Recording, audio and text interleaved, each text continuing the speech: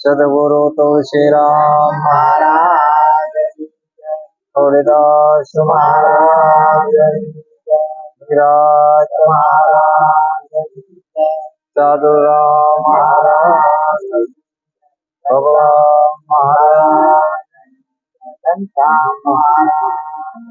પ્રેમજી મહારાજ, હરે હરિ ગુરુ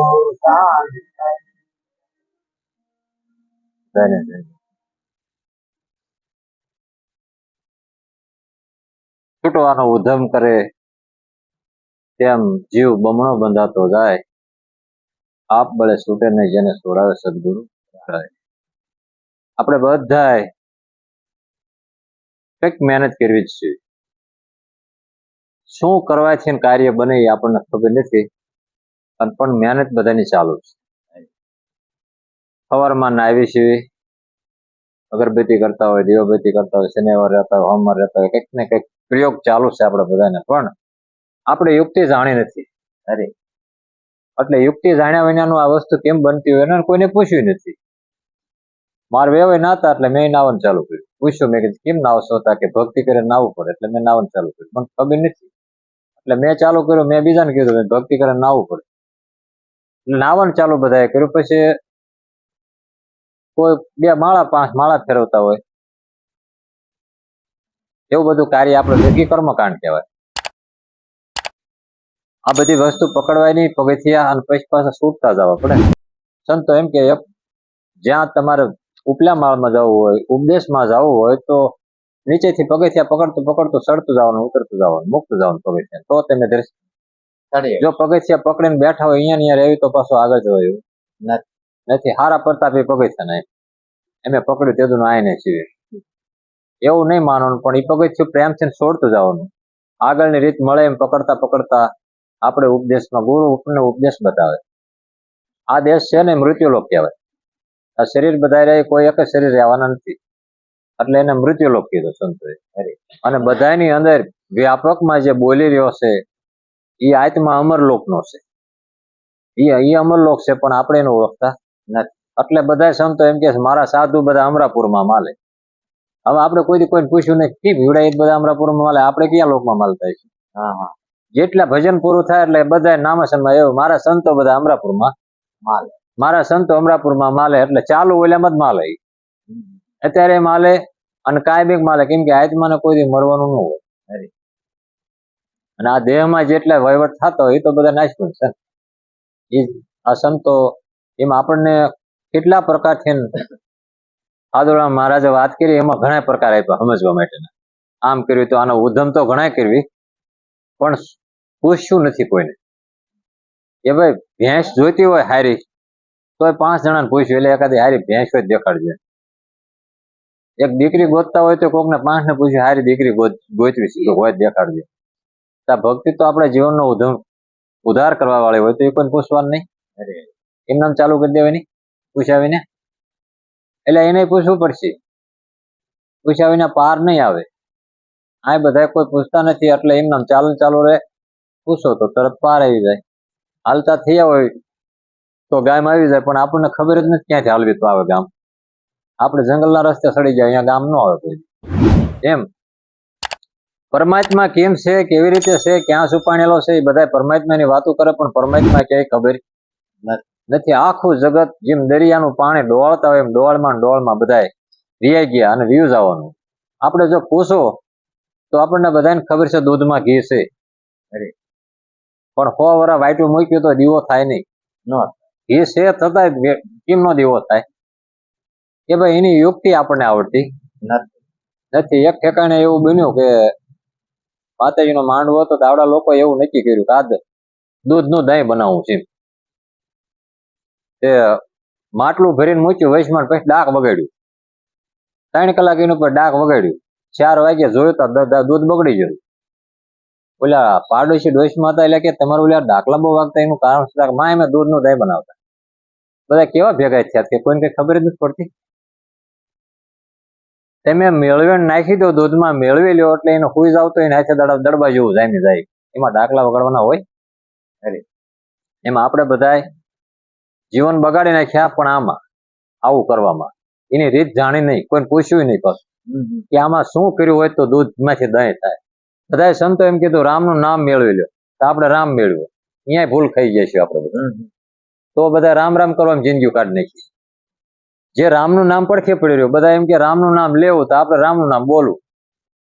આપણે બોલવાનું ચાલુ કર્યું, એમને લેવાનું કીધું, પેટી લેવી તો આપણે પેટી ખાલી બોલ્યા, કોમણ કપા બોલ્યા, કપા થયો નથી. એમ આપણને સંતો એવું કહેશે કે ભાઈ રામ નામની ઔષધિ છે, ખરી નીતિથી ખાય. ખરી નીતિ એટલે શું એ આપણને ખબર નહીં. ડોક્ટર પાસે દવા લેવા જાય તો ડોક્ટર કે ને કે ભાઈ ટીકડી માથું ઉતારી મૂકે, તમારા શરીરના રોગ બધા મટાડી દેશે, પણ ફરજ પાળવી પડશે. ખાટું તળેલું ન ખાતા. જો બધું ખાશો તો રિઝર્વેશન આવશે, એટલે હોજા આવશે તો સડશો પાછા ક્યાંય બીજે. હા હોજા હોય તો સડશો. એમ તમને હોજા કરે પણ હકના તોય રીશો નહીં.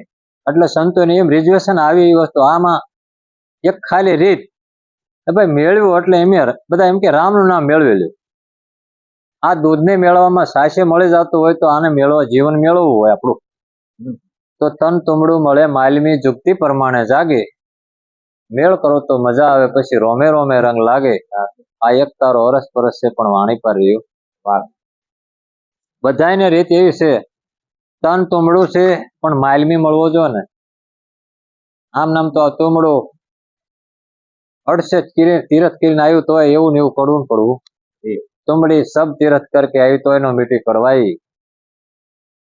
હવે એ તુમડી તીરથ બધે કરી નાય, ગંગાજીમાં બધે નાય, પણ તો જતાય વર્તમાનમાં કઈ આવે નહીં. એવું ને એવું કડવું કરવું. 68 તીરથ કરીને આયા, પણ તીરથ પાસે ગાળ્યું જે ચાલુ હોય એમ નામ જ ચાલુ હોય, એમાં કઈ કડવાઈ મોટી નથી. કે 68 તીરથ કરીને આયા તા કે હા, તા કે તો આ તો બંધ ન થયું. તા કે બહાર ફરે ને અંદર કઈ ન ફરે. એ તો જેટલા જાય ગુરુના શરણે ને એની સુરતા શબ્દને પરણે. બાકી આમ બહાર ફરે ને એ તો ફરવામાં જીવન બધા કોઈ નહીં ક્યાં. આમાં કોઈ જડે એવું નથી. તમારા ભીતરમાં ફેરવો. આપણી આંખો ન ફેરી, માળા કાયમ ફેરી, આપણો કાન ન ફેર્યો, આપણું પગ ઘણા ફેર્યા, ઠેઠ પણ જ આવી. આપણું બોલવાનું ન ફેર્યું, આપણે એવું ને એવું બોલવી છે. સંતો એમ કીધું આચાર ન ફરે ના કોઈ વિચાર જિંદગીમાં ન ફરે. આચાર પેલા ફેરવતા એ ક્યારે ફરે? જ્યાં સુધી સદગુરુ નો સિક્કો ન લાગે ત્યાં સુધી આ નોટ એ કઈ હાલે નહીં. સદગુરુ સાહેબે સહી કરી તાર પ્રેમ જ્યોત પ્રકાશી, અખંડ જાપ આયો આતમરો કટી કાળકી હાશી. સદગુરુ સાહેબે સહી કરી, જ્યાં સુધી ગવર્મેન્ટ સિક્કો ન મારે તો 2000 ની નોટ હોય તો નું આવે.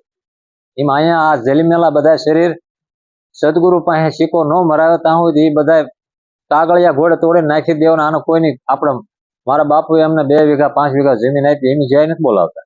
એના બાપુ એમને આપી, એમના બાપુ એમને આપી, એના બાપુ એમને આપી, કોઈની જય નથી બોલાવતા. આપણે બીજાની કેમ જય બોલાવી છે? વિચાર કરવાનો. વાતો આપણે બધા કરવી, પણ વિચાર કર્યો નથી. જેસલે તોરલને 2 નો પ્રશ્ન હતો, તારી તોરલને જેસલે એક જ પ્રશ્ન કીધો હતો. શું કીધું તોરલે? હે જેસલ બધું કર પણ વિચાર ત્યાં નથી કર્યો. 4 મકાન પાદરા કરી નાખ્યું પણ વિચાર ન કર્યો. યા 10% થોડાક લીધા છે, આજ મકાનમાં આપણે નહીં રહેવા પામે. જો વિચાર કર્યો હોત તો મકાન ન કરત, 2 વર્ષ કમે. આપણે વિચાર ન કર્યો અને લગ્ન છોકરાના કરી દીધા. પૈસા હતા ને અડધા વ્યાજવા ગોત્યા. એ કે પછી છોકરા કામ કરે એટલે વળાઈ દઈશું, છોકરા નોખા થઈ જાય એટલે એ ડેબે આવ્યું. એટલે વિચાર ન કર્યો. વિચાર વિના વિનાનું આખું જગ, વિના વિચાર સકલ જગ ભૂલ્યું.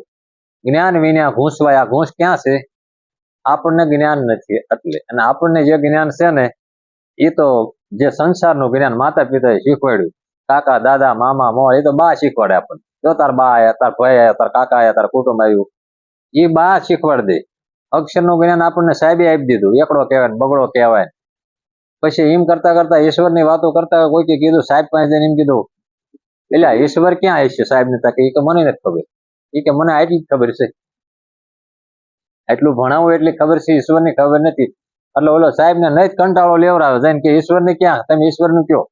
કે મને ખબર નહીં. એની માતા પિતાને બોલાયા, તમારો છોકરો માગે એ મારી પાસે નથી.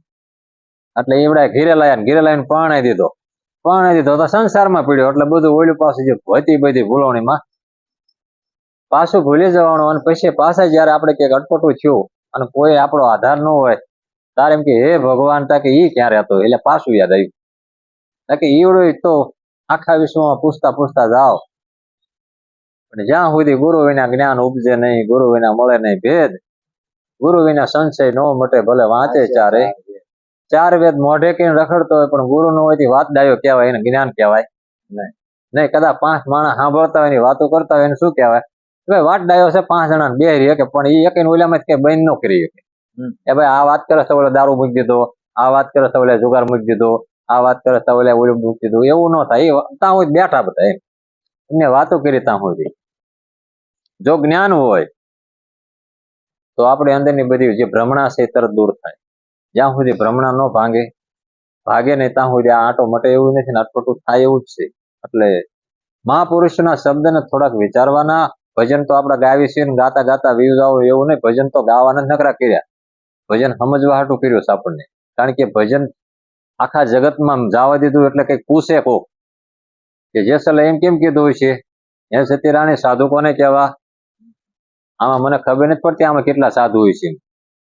કે સાધુની તો નથી ખબર પડતી તા કે હોય ખબર પડતી નથી એટલે પૂછ્યું.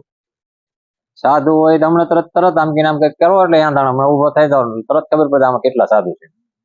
બતાવો નિશાન, નિશાનમાં કોઈને ખબર જ નથી શું કરે, સાધુ નથી ખબર હોય શું કહેવાય નિશાન, તરત ઓળખી લેતા આના સાધુ એટલા જ છે અમે. એટલે એને એમ કીધું હરણ આવે લક્ષે 4 જાડે જાય, એમાં સાહેબો મારો આવે. 4 પ્રકારના હરણ, એટલે હરણ નથી કીધું માણાને કીધું. માણા આવે 4 પ્રકારના, પણ એમાં એક ખાસો છે 3 કલ્પના વાળા છે ખોટા, જે અવળા રોંગ સાઈડ ઉપર ચાલવા વાળા.